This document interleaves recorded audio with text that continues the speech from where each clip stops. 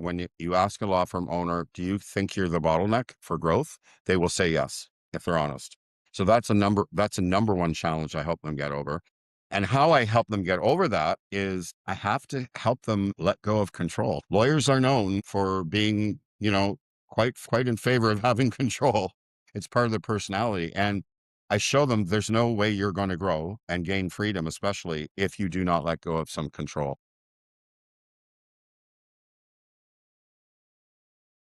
One of the early things I do is a SWOT analysis because I want to help my clients build from their strengths. Old school, you're not even old enough, Art, to remember old school. And old school with the SWOT analysis was pull up your socks, pull up your shorts. You got to fix your weaknesses. Come on, man. Let's get it going. Then Steve Jobs came along. He's one of my gurus as far as leadership. And he turned that all upside down. He goes, leave your weakness. Don't even think about your weaknesses. Everything on your strengths and become a master. Become a Jedi, a legal Jedi, right? Or a leadership Jedi. And then all the weaknesses, fill in those holes by building the team around you. Hello, everybody, and welcome back to the podcast. We have Gary Mitchell, the founder of OnTrac Coach. Gary, thank you for joining. You're welcome to go ahead and elaborate on the OnTrac Coach and how you got started. Well, Art, first of all, it's my pleasure to be here. Thank you for having me on your podcast. I'll try and give you the Coles notes. It's quite an interesting story. I never thought growing up that I'd be coaching lawyers and author working in the legal industry. Starts with 2004, I ran for Parliament. And thankfully, I did not win. And I mean that sincerely. The following election, I found myself running a nomination campaign for a lawyer. And he won. And then he wanted me to run the campaign. I reluctantly took on that role and focused on coaching him as a candidate, networking, speaking, media, things like that, soft skills. During the course of the campaign, his best friend, a former lawyer, noted that he thought I had a talent for working with highly intellectual people, suggested I look at the legal industry, that they really needed help on the business side, marketing, business development, networking, things like that. After I picked my jaw off the cement, we were outside on a sunny Vancouver afternoon. Quite unusual. I would have to say that it was summertime. I was shocked. I mean, the legal industry is one of the oldest professions, right, on the planet in history. Anyway, I went through about 9 months of research. At the time, there were no business coaches in legal in Canada, and there might have been one or two relatively new in the US. This was something pretty new. Although it had been established in the 80s in the corporate world, business coaching hadn't yet found itself to the legal industry. So I did my research. I knew a lot of lawyers. I met with them, marketing people. The first chapter of the Legal Marketing Association outside of the United States was being formed in Vancouver. That was a little serendipitous. Went to the forming meeting, met several veteran legal marketers, picked their brain. And now, I don't look back. It's been 20 years. I'm releasing my fourth book in June called The And Approach: How to Grow Your Law Firm and Gain More Freedom. It's been challenging at times. It's very fulfilling. When I see that light come on in their eyes, when they finally get it, it's worth everything else. So yeah, there we are, 20 years in. I don't know how many articles I've written. This book, I just got the final jacket cover art yesterday, and I'm like, I'm very picky. So I was like, it's coming to life. It's exciting. So thanks for having me. That was an amazing introduction. Thank you. What was there a specific moment where you realized many business owners need a structure, guidance to scale? Yeah, like early days, it was really, to be frank, it was just really business development and marketing, right? I work mostly with the larger firms. From a business point of view, and your business owners are going to understand this. You go to a larger firm, your relationship is usually with one person, and then you have access to several potential clients, right? I know the marketing manager or the director of professional development. That person introduces me to 5, 10, 15 potential clients to coach. Just after, I guess it was 6 years in, 2012, my first book was published, and a smaller law firm owner in Toronto picked it up. The story is actually, he was going to the Caribbean on a vacation, and he always takes a new book to read when he goes on vacation. So he was looking around for things, and he came up with my first book, Rain Dance, the Business Development Guidebook for Lawyers. And he read it on vacation, and he got back to the office, called me Monday morning, and he hired me to work with his first-year associate and law clerk. This was, our 6 years in, it was eye-opening that multi-million-dollar law firms would take months on deciding on whether to invest in partners. And this guy, this entrepreneurial small firm, small potatoes compared to the big firms, was investing in his first year associate and law clerk. For those of you who don't know, law clerk is uh, a little bit below a paralegal and just above a legal assistant. So it's a pretty lower level in the comparison of lawyers. Well, that turned the light bulb on for me. And I started working more and more with the smaller firms with more entrepreneurial owners. And that opened my eyes to all the structural challenges they had, the operational challenges, the management challenges, scaling for growth. I mean, the whole gamut. And so really it was 2012 that started the journey more. I haven't stopped working with the international firms and national firms, but I don't go after them. They may come back to me. Like last year was a year of clients coming back to me, including the office managing partner of a national firm, because he had a new role. He's running the firm, the Calgary office. And I mean, that was a real treat to have someone, several actually last year, come back. But they're now in leadership roles, or they've started their own firms. So it was really interesting to see them through. Love the opportunity. And my job is to make myself redundant. And clients appreciate that. They don't want a lifelong relationship. But when clients go through the earlier days when they were associate or junior partner at a firm, and now they're out on their own building their own firm, and they come back to me, it's really quite an honor and compliment. So that was really when it first started. And then, of course, the longer I've been at it, the more angles, the difference in varied people, diversity of people I've worked with. Just like any other industry, there's no one set size fits all. You've got a law firm owner in Toronto I worked with who's truly entrepreneurial. He could step away from the practice of law. And on the other side of the country, I've got a law firm owner in Vancouver who truly loves the courtroom. He loves to advocate for his clients. He doesn't want anything to do with growing the firm. So we have to use different models. Same approach, different models. How would you describe the mission behind OnTrac Coach? At this stage, it comes back to the title of the book. After seeing the carnage, I would estimate, and my colleagues within the industry agree, we're probably looking at 80% of legal professionals, namely lawyers, don't enjoy fulfillment in their career. They're highly stressed, overworked, and the primary reason is, I think, it's because they don't know there's another way. They've been conditioned and programmed to believe this is the way you do it. Head down, work, work as an associate. You earn the right to work more as a partner, as an owner. And then if you do go out on your own, you've got two jobs, full-time jobs. You've got running your own practice as the lawyer, and then you've got running the firm, literally two full-time jobs. So they're working 60 to 80 hours a week. My mission is to show them a better way, the and approach. You can have a successful law firm, or for the sake of your listeners, any successful business, and gain more freedom. It all starts with mindset, right? If you think either or, that's what you're going to get. If you think and you plan accordingly from the beginning, there are systems, there are plans and strategies that you can put in place to enable you to get there. One of my favorite, and I do dedicate the book to two people, and one of them is this person. This woman from Long Island, New York, very successful, built a multi-seven-figure tax law firm, and she was only in the office her clients didn't know this, but she was only in the office 2 weeks, 2 days a week while she was growing this firm, because she was focused on raising her $2. That's an and. I can raise a family and build a thriving, successful law firm. That's a perfect example of and. Wow. Wow. What kinds of problems do clients usually come to you with first? Well, I'll use I had a really good consultation on Monday, and you're in Toronto, right? So this was a husband and wife team running the firm. Not the first time I've come across that, but clearly they recognize that they are the bottleneck, right? Everything has to go through, and the husband is primarily steering the ship right now. Without it, when I asked him, do you consider yourself a bottleneck for growth? And without hesitation, he said yes. Again, I'm not giving you scientific numbers here. I'm giving you an overview based on 20 years, but I would put it at well over 90%. When you ask a law firm owner, do you think you're the bottleneck for growth? They will say yes, if they're honest. So that's a number one challenge I help them get over. And how I help them get over that is I have to help them let go of control. Lawyers are known for being, quite in favor of having control.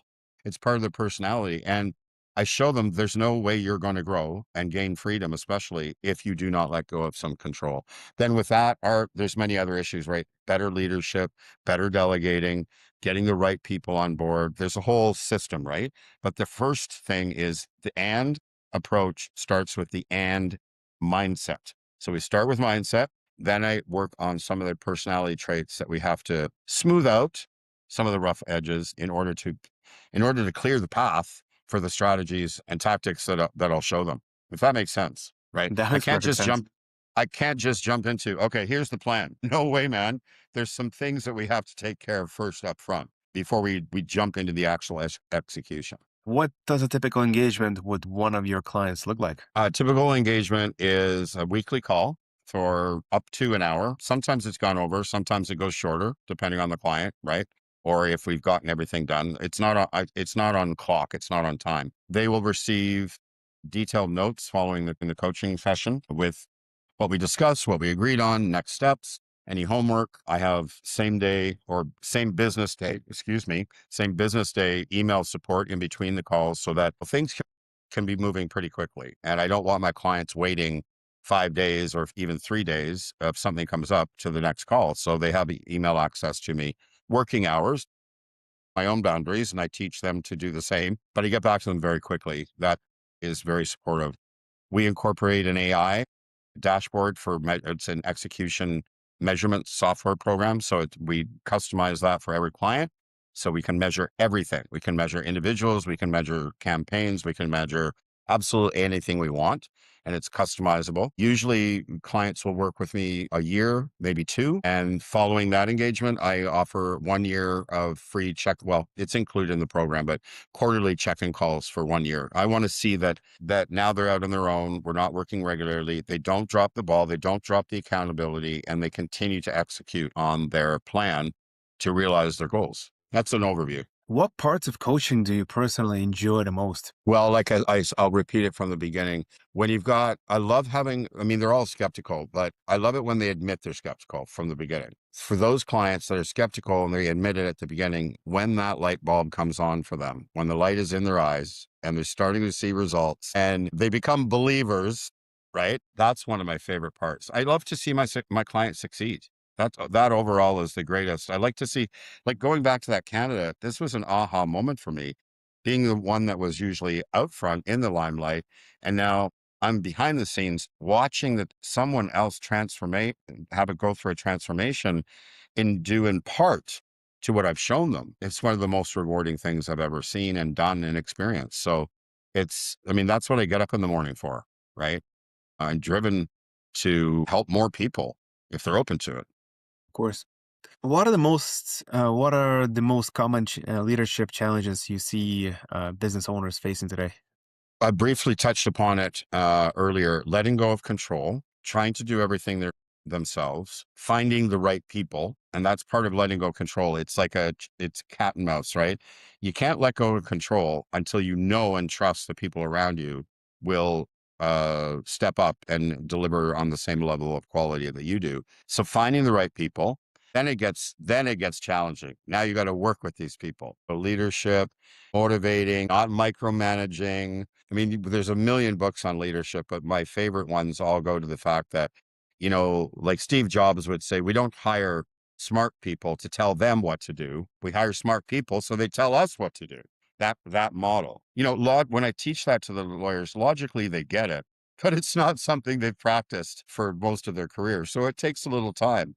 But I'm like, okay, you're good at this. And backing up a bit, one of the early things I do is a SWOT analysis because I want to help my clients build from their strengths. Old school, you're not even old enough, Art, to remember old school. I am. And old school with the SWOT analysis was pull up your socks, pull up your shorts. You got to fix your weaknesses. Come on, man. Let's get it going. Then Steve Jobs came along. He's one of my gurus as far as leadership. And he turned that all upside down. He goes, leave your weakness. Don't even think about your weaknesses. Everything on your strengths and become a master, become a Jedi, a legal Jedi, right? Or a leadership Jedi. And then all the weaknesses, fill in those holes by building the team around you. And it like hit me over the head, right? It was like, at the time it made sense to, improve your weaknesses. And in some cases there is you still have to do that. But for the majority of things, as a leader of a firm, a leader of a business growing it, there's a million people out there that can do those things that you're less talented in, you hate, you procrastinate doing. You're never going to get better at it for those very reasons. And it's taking your focus away from what you do best. One of the first things I help them understand is starting with you, we get you operating at your highest functioning level. And then we do the same thing with everyone on your management team. And we do the same thing all the way through down your organization. This approach is applicable in any organization, law firm, any business, any organization where there's more than two people in the room. What habits or behaviors separate successful leaders from those who struggle? Well, I think one of the first habits is an openness to learning, a curiosity to improve, a willingness and desire to improve as a leader. If you don't have that, I don't think you'll ever succeed, right? If you're like oftentimes, and this is not in any one industry, this is across the board. So you're in a role and you're really, really good at it. And how are you rewarded? You're put into a leadership role with no training, like not even a workshop. It's like you're fantastic at this. Now we want you to lead everyone else doing it. Well, that person's left high and dry for the most part. And I mean, they're going to have to take it on themselves to read the books, take some courses, watch some webinars, self-educate on how to become a good leader. No one's ever shown them. No one's ever trained them, or work with a coach. There's many leadership, coaches out there. Okay.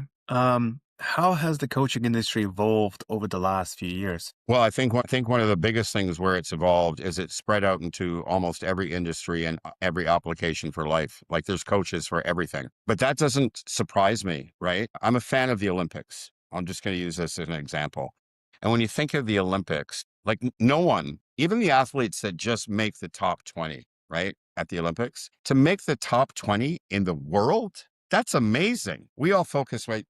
We see the gold medal, the silver medal, the bronze medal, and we're like, especially when it's a Canadian on the top of that podium, we're like waving the flag. But even to make the top 20 in the world, they've had a team of coaches for years helping them.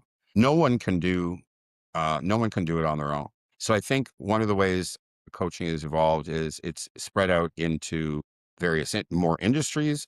Obviously, the advent of AI, those who are keen to stay at the forefront are introducing AI into the practice, myself included. AI is helping, right? It's not going to replace me as a coach. AI is not going to replace me as a coach. It's going to make me a better coach and make my program more solid and more supportive, because when I'm not available, the AI program that I have a part of my practice will be there to answer questions and support. So that's definitely in the recent years, AI has come into the coaching industry for sure. Are business owners becoming more open to coaching and mentorship today? I would say yes, because we're talking a different generation. When you look at some of the characteristics of millennials who are now in leadership roles, a number of my clients are millennials. They've always had a different, like if you go back to baby boomers, they were like lone wolves. They were like, I'm going to do it on my own. And I'm not saying this is a bad thing. It's an outstanding generation. They were much more independent. There wasn't as much support in society, let alone in business. So they had to do more things on their own, and they did it. By the time we get to the millennials, they more want to be a part of a team. They want to collaborate. They want to build and innovate. These are really amazing characteristics. So I think it is evolving, and business owners, because it's generational, have a different approach at it, right? I can see in the legal industry, the lawyers that are 35, 40 are completely different than the lawyers that are 60. And it's not just in the legal industry, right? That's a demographic thing. That's not an industry specific characteristic. What trends are you seeing among entrepreneurs and business leaders right now? That's a tough one. Well, I think, again, I'm going to go back to AI. Those who are early adopters are like learning as much as they can about AI, because it has the potential to change so much. Those who are the stragglers are more in the fear column. Like they'll sit and fear it rather than learn more about it. I think that's a trend that's been growing in the last couple of years. And then you've got in the middle, you've got the followers, right? You've got the early adopters who they're the first to do anything. It's like, oh, something new, the flashy object. Oh, I got to learn about that, right? And then you have the followers who won't go first, but they'll come after. And then you have the stragglers. Well, the stragglers never end up surviving in the end. Like if you look at the evolution of, there's a book, I don't know if you're familiar with it, The Blue Ocean Strategy, and it Yeah. talks about, oh my God, it's one of my favorite books for your listeners. It's about, the overall theme is about getting out so far, right out on the ocean, so far of your competition that they're never going to catch up. But one of the things I think I read it 20 odd years ago. One of the themes that I'll never forget about that book is it talks about the evolution of ice and refrigerators. You remember that one? So it, like, originally people would actually travel up to the Arctic, get ice, or the North, right?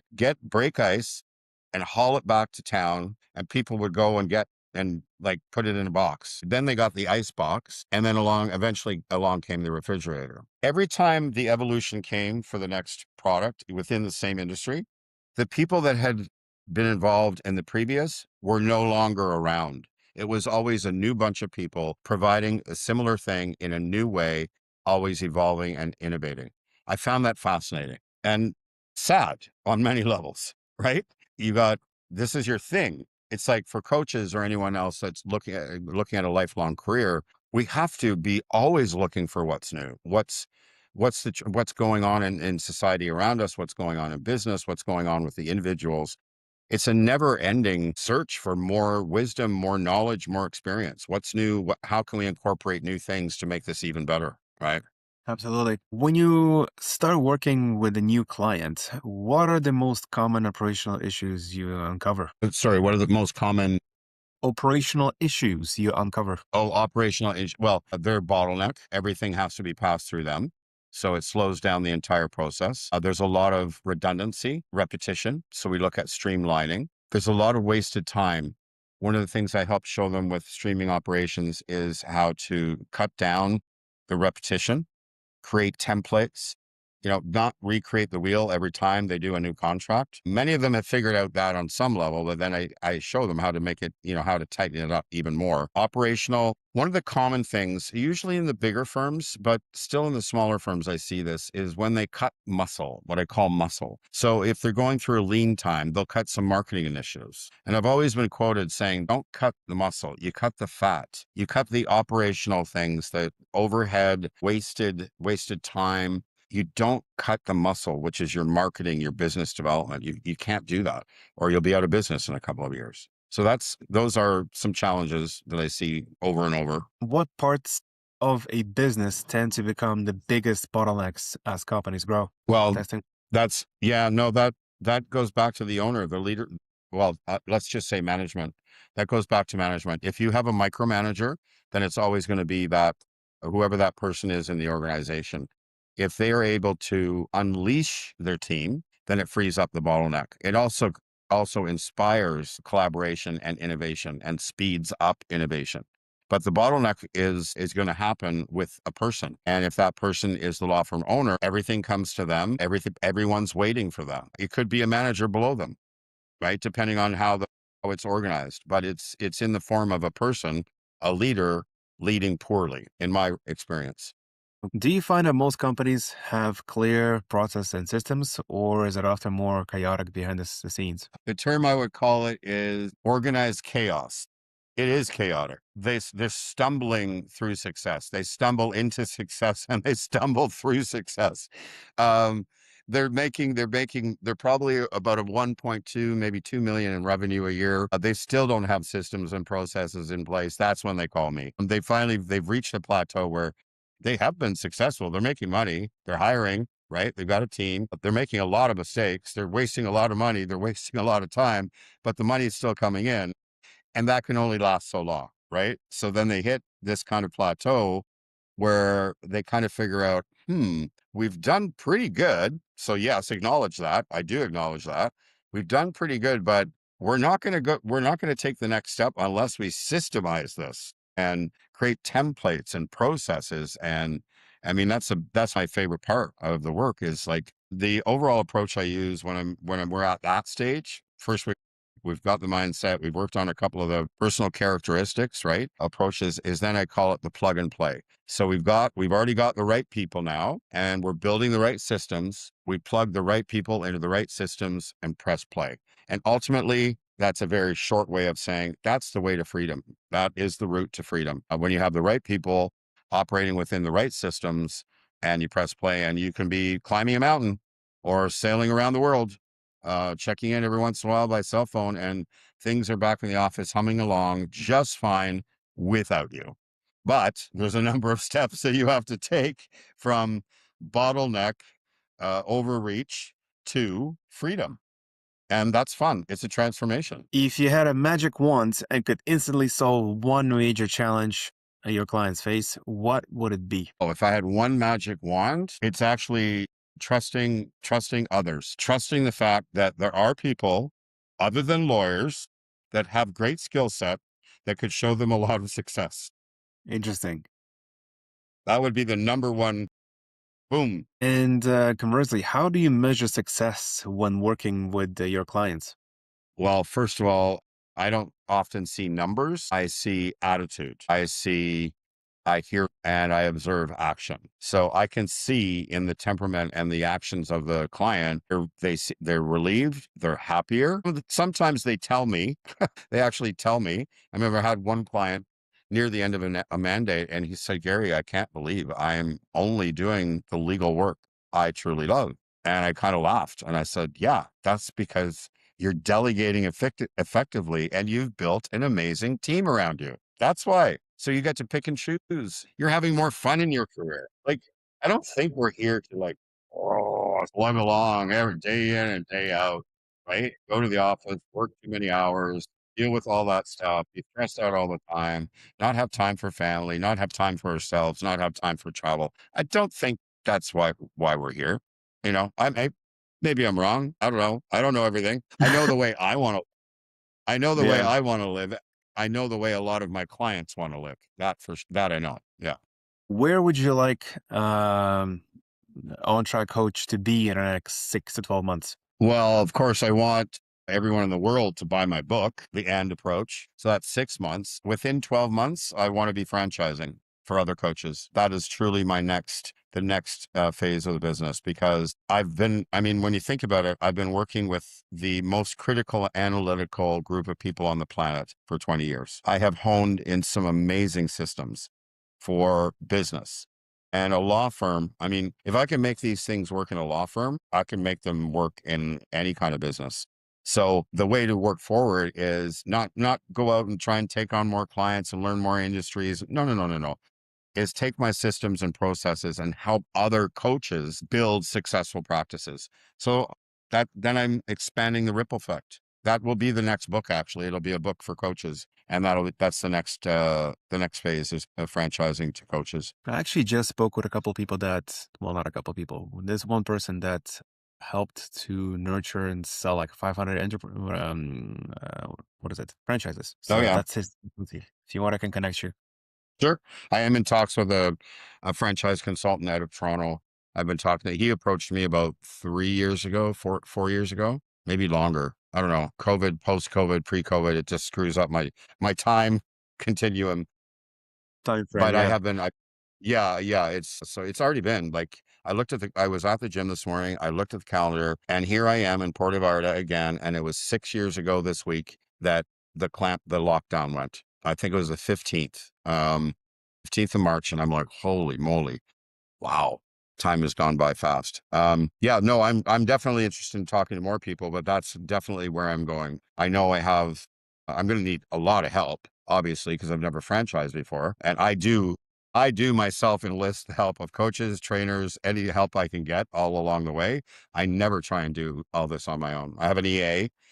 She's my left and right arm on some days. So, I told you, right? That woman, she built that multi 7-figure law firm. Did I tell you the quote? I didn't finish that story. She says to me, I'm interviewing her with a big smile on her face. She goes, you can have it all, but you just can't do it all on your own.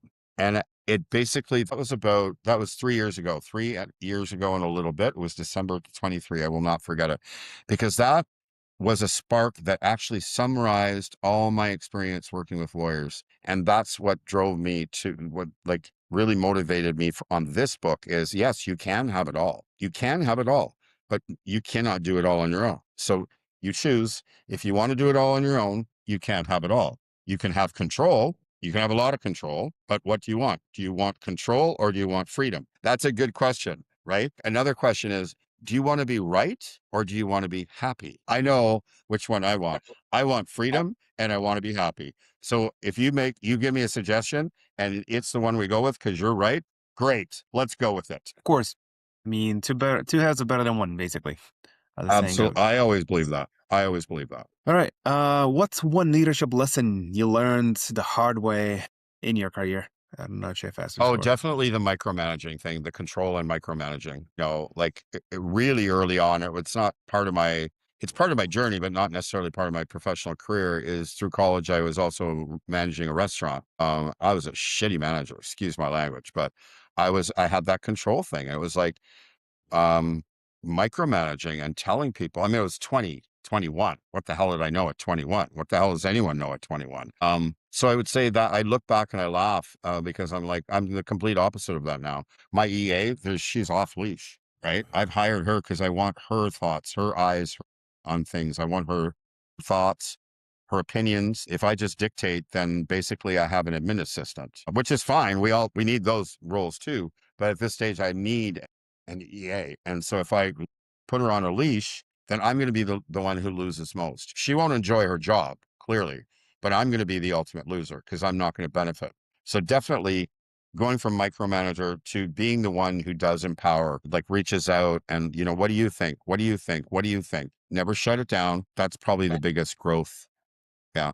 Getting help, building the team. Pretty interesting. If you could give one piece of advice to entrepreneurs trying to grow their business, what would it be? I'm going to repeat myself. Do what you do best. All right. Focus all of your energy, resources, and time on what you do best. That's what you love. You know it. That's why you went into your own business, and then build a team to take care of everything else. The sooner you do it, the better off you will be, the less stress you will have, the more money you will be making. Those entrepreneurs always think, I can't afford to hire this person. I have to do it myself. Yeah, and you're working 18 hours a week and you're probably doing a really shitty job of that task, where there's someone else out there that you could hire for less than you're making.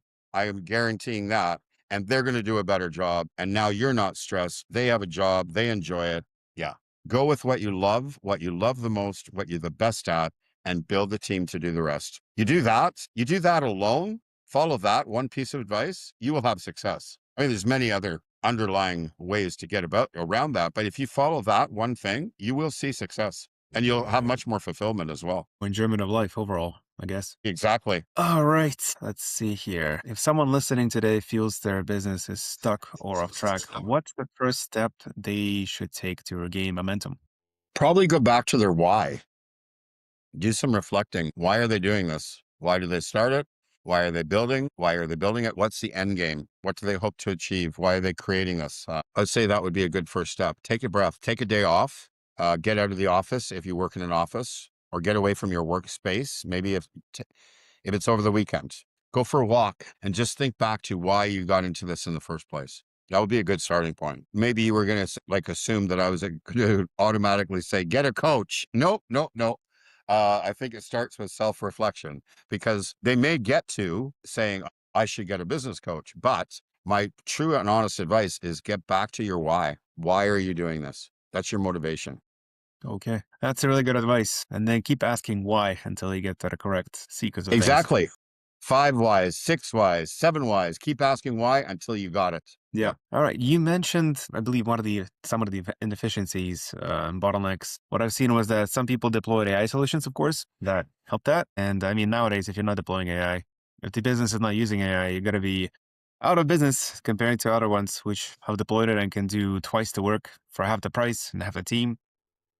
Or less. Yes, for sure. Or less, exactly. Even though some implementations, I'll give you a pretty hilarious example. So a buddy of mine, I'm not sure if I mentioned the story before. He has a mortgage advising firm and he deployed a chatbot that replies to the emails in Toronto. And one of the clients started replying in Spanish. Oh, you So told me. Yeah, yeah, yeah. Yeah. Yeah. So they booked the call and they got to find somebody to speak Spanish to close this client. So another challenge is configuring it properly and making the proper use of it. Would you be interested to have a quick discovery call to see what solutions are out there to, what that are actually relevant to your business, coaching business? Oh, absolutely. Because I'm in the middle of building the app, right? So I'm building the chapters, the workbook, the videos, the script. Yeah. And I've been playing around with it already. I'm always interested in, I am using it within my practice. I use it with my writing for editing for sure. Funny story, actually. Here's a funny story because I think we're coming closer to the end. So in thinking about who I wanted to write the foreword for my book, okay, I went back to one of my clients in Toronto who was always one of the more entrepreneurial clients I had. He finished articling, and as he would tell the story, the firm did not hire him back. So he immediately started his own practice right out of like law school, then articling. I know I didn't know that until I was interviewing him like a couple of years ago. We worked together from 2018 to 2020. So I sent him the manuscript for the book. And at that time, it was still divided up into the chapters because that was easier for me to make revisions and go back through the editing, right? Not go through the whole manuscript. But so by the end of the day, Art, he sends it back to me. The manuscript is all compiled and he's put it through his own AI program that's in beta that he's developing called the red line. And so red line is in, you're crossing things out in red, right? Editing, old school. And he said, you're going to have to go through it line by line. You can't assume that it's always right. You want to make sure it's your tone and all that, right? So I did that first. And then I went back to my own revisions and I had two competing AI programs fighting each other for the best structure of the sentence. I was like, whoa, first three books, AI was not engaged. This one, the AI has been engaged on a number of issues, but I thought it was kind of unique that one of my best clients, the guy who writes the foreword, actually used AI and did a first run through draft of editing the manuscript, ties it all in together. Well, there you go. Here's another story I'm going to leave you with because you cannot write this stuff. The co-publisher is the brother of that lawyer friend of the candidate that suggested I start coaching lawyers. Full circle. Can you believe it? It's full circle. Can you believe that? I couldn't believe it. I was like, wow. Well, it's also a small world, to be honest. I mean, you do run into some, people that you know in some wild places that you're not supposed to actually see them. Yeah, There's a saying of 6 degrees of separation. That's actually relevant. that's right. Everybody's.